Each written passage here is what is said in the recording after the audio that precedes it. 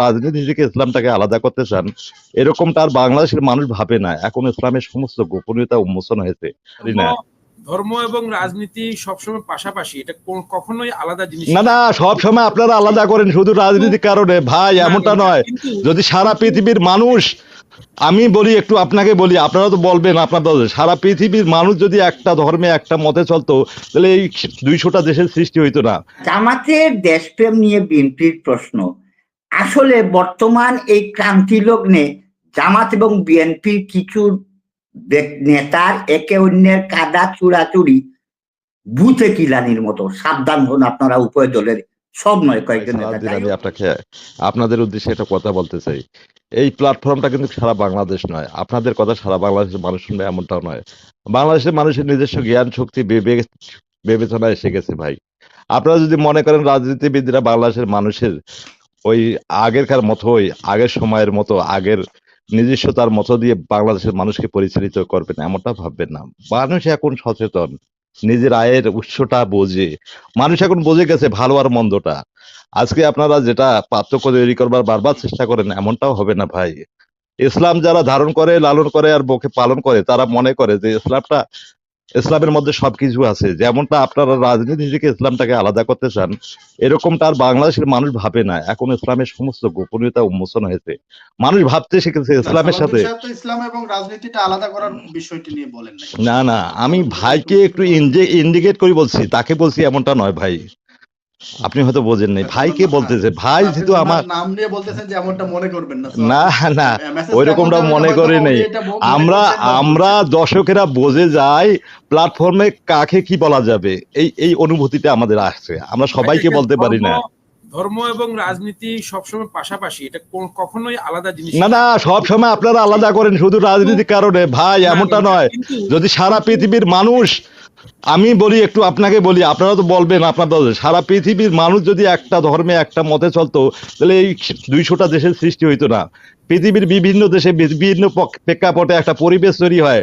আমাদের এই দেশে ধর্মপ্রাণ মানুষের সংখ্যা বেশি, হয়তো হতে পারে একসময় বাংলাদেশ শরিয়া আইন হতেও পারে, কিন্তু আপনারা একটা বিশাল জনসমষ্টিকে একেবারে ডিনাই করে আপনাদের কথা বলেন।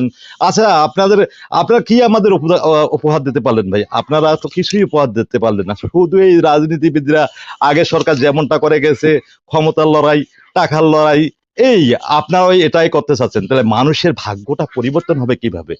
আপনাকে আমি আমন্ত্রণ জানাই, আসুন আমরা দেশের জন্য কিছু বলি, দশের জন্য কিছু বলি, ইসলামের স্বার্থের জন্য কিছু কথা বলি, আমাদের বিবেককে উজ্জীবিত করি।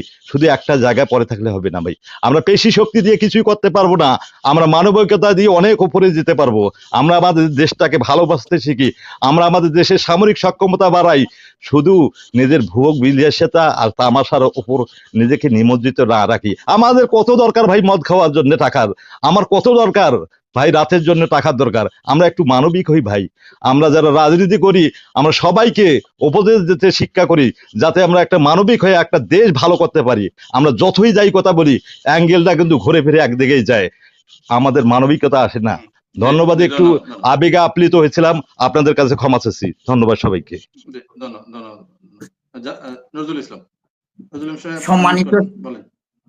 সম্মানিত সঞ্চালক ভাই, অতিথিবৃন্দ, বিশ্বের যে যেখান থেকে দেখছেন, শেষ যেটা জামাতের দেশপ্রেম নিয়ে বিএনপির প্রশ্ন, আসলে বর্তমান এই ক্রান্তি লগ্নে জামাত এবং বিএনপির কিছু নেতার একে অন্যের কাদা চুরাচুরি ভূতে কিলানির মতো। সাবধান হন আপনারা, উভয় দলের, সব নয়, কয়েকজন নেতা। যাই হোক, তো ডক্টর যে পীর সাহেব বলেছেন 10 লক্ষ টাকা আজহারী সাহেবের মূল্য মাথায় এনে দিলে এনার এই ঘোষণাটা সঠিক হয় নাই। উনি বাসের জন্য ডাকতে পারতেন।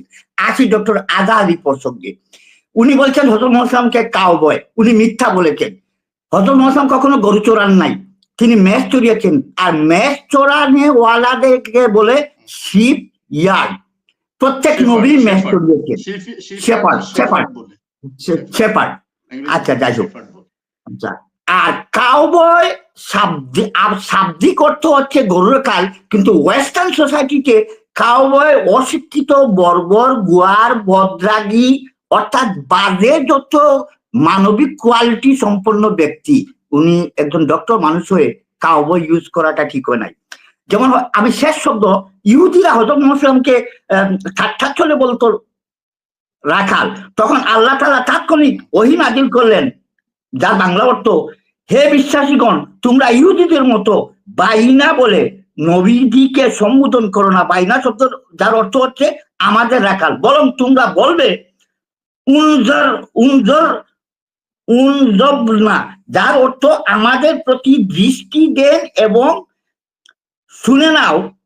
বস্তুত অবিশ্বাসীদের জন্যই রয়েছে কষ্টদায়ক শাস্তি। আমি শেষ একটা শব্দ বলি, মৌলানা রুমি যিনি মসনদী শরীফ লিখেছিলেন, তিনি একটি কথা বলেছিলেন যে আমি কোরআনের, আমি বলতে মৌলানা রুমি বলছেন, আমি মৌলানা রুমি কোরআনের মগজ আহার করেছি, আর বাকি কুকুরেরা হাড্ডি দিয়ে তারা দান করবে। ধন্যবাদ সবাইকে, আসসালামু আলাইকুম। জি, ধন্যবাদ ধন্যবাদ। ভালো কাজ করলে সেটারও কিন্তু সুন্দর সমালোচনা, জনগণ কর্তৃক সমাদৃত হওয়ার সেটারও সুযোগ আছে, আপনারা সেই সুযোগটা গ্রহণ করেন। আমি আওয়ামী লীগ আমাদেরকে যেই রাজনৈতিক পলিটিক্যাল স্যালাইন, আমি একটা টার্ম বলি, পলিটিক্যাল স্যালাইন আমাদেরকে খাইয়েছিল। হ্যাঁ, অর্থাৎ এক গ্লাস বিকৃত মুক্তিযুদ্ধের ইতিহাস, সেটাতে ওনারা দিয়েছিলেন যে এক চিমটি ঘৃণা আর এক মুঠ চেতনা, এই তিনটাকে দিয়ে ওনারা একটা পলিটিক্যাল স্যালাইন বানিয়ে কিন্তু গত 16-17 বছর ধরে আমাদেরকে খাওয়ানোর চেষ্টা করেছিলেন। এই স্যালাইন দিয়ে কিন্তু ওনারা কিন্তু জাতিকে কিন্তু রুষ্টপুষ্ট করতে পারেন নাই। অর্থাৎ বিকৃত ইতিহাস দিয়েও যেমন আমরা যেমন একটা জাতিকে বা কিংবা আমাদের জনসমর্থন আদায় করতে পারবো না, এটাও কিন্তু আমাদের জন্য শিক্ষণীয়। ভবিষ্যৎ রাজনৈতিক দলগুলোকে বলবো, আপনারা সঠিক ইতিহাসে চর্চা করবেন, দয়া করে আমাদেরকে বিকৃত ইতিহাস নিজেদের অনুকূলে ইতিহাস বানিয়ে আমাদেরকে অন্যদিকে ডাইভার্ট করার চেষ্টা করবেন না। বর্তমান জেনারেশন স্পষ্ট কিন্তু আপনাদের আই ওপেনিং, আপনাদেরকে দেখিয়ে দিয়েছে, আপনাদের চোখ খুলে দিয়েছে। যদি আপনারা দেখতে চান, দেখতে পারবেন। আপনি যতই চেষ্টা করেন ইতিহাসকে বিকৃত করতে পারবেন না। সত্য ইতিহাস এই জাতির সামনে, এই যুব সমাজের সামনে এবং ভবিষ্যৎ প্রজন্মের সামনে কিন্তু অটোমেটিক চলে আসবে। বিশ্বায়নের এই যুগে আপনি পাঠ্যপুস্তকে শুধুমাত্র আপনার ইতিহাস বিকৃত করেই আপনি কিন্তু মেধাকে কিন্তু ব্রেন ওয়াশ করতে পারবেন না। অনেকভাবেই কিন্তু আজকাল জানার সুযোগ আছে, এবং এই ইতিহাসকে আপনারা এইটা ভবিষ্যতে যারা ক্ষমতা আসবেন তাদের জন্য অত্যন্ত সতর্কবাণী থাকতে হবে যে ইতিহাসকে ইতিহাসের মতো করে রাখা হবে। ইতিহাসের পাতায় যার যেখানে যে সম্মান দেওয়া উচিত তাকে আমরা সেখানে সম্মান দিতে হবে। এখানে শেখ মুজিবের যতটুকু সম্মান পাওয়া উচিত, জিয়া রহমানের যতটুকু সম্মান পাওয়া উচিত, জেনারেল ওসমানের যতটুকু সম্মান পাওয়া উচিত, তাজউদ্দিনের যতটুকু সম্মান পাওয়া উচিত, চার নেতা শুরু করে মাওলানা ভাসানী থেকে শেখ শহীদ সোহরাওয়ার্দী, সবাইকে আমাদের সম্মানিত করতে হবে। সবাইকে যার যার অবদান স্বীকার করতে হবে।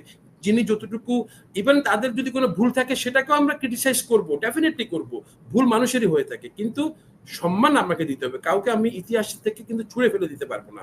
এবং আমি সবশেষ একটা অনুরোধ করব, এটা যেহেতু একটা মিডিয়া, এই মিডিয়া আমি আশা করব বাংলাদেশের বিরুদ্ধে যে ধরনের অপপ্রচার বিশ্ব পরিমণ্ডলে, বিশেষ করে আমাদের পার্শ্ববর্তী দেশে হচ্ছে অশ্লীলভাবে, উলঙ্গভাবে, আমি বলবো যে এই মিডিয়াগুলোকে সেগুলোর ব্যাপারে একটা একটা মেকানিজম নিতে হবে, একটা কাউন্টার করতে হবে স্ট্রংলি, যেটা আমাদের গভর্নমেন্টেরও উচিত।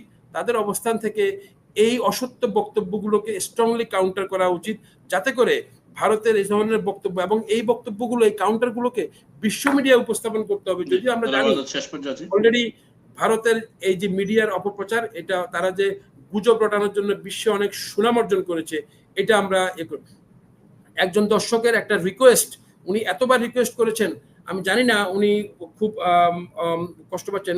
ইরাকে মানব পাচার হচ্ছে একটা বিশেষ একটা সিন্ডিকেট। ওনারা মনে হয় ইরাকে আমাদের দেশ থেকে বিভিন্নভাবে চাকরি দেওয়ার প্রলোভন দেখিয়ে ওনারা বেশ বড় বড় কয়েকটা গ্রুপকে ওনারা নিয়ে গিয়েছেন।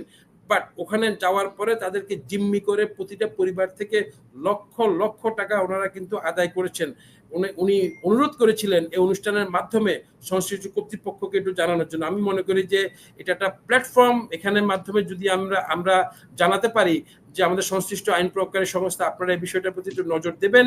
ইরাকে আমাদের দেশের যুব সমাজদেরকে তারা থেকে চাকরির প্রলোভন দেখিয়ে যারা নিয়ে যাচ্ছে, এই সংক্রান্ত সিন্ডিকেট কারা আছে, কোথায় আছে, একটু কাইন্ডলি বের করবেন।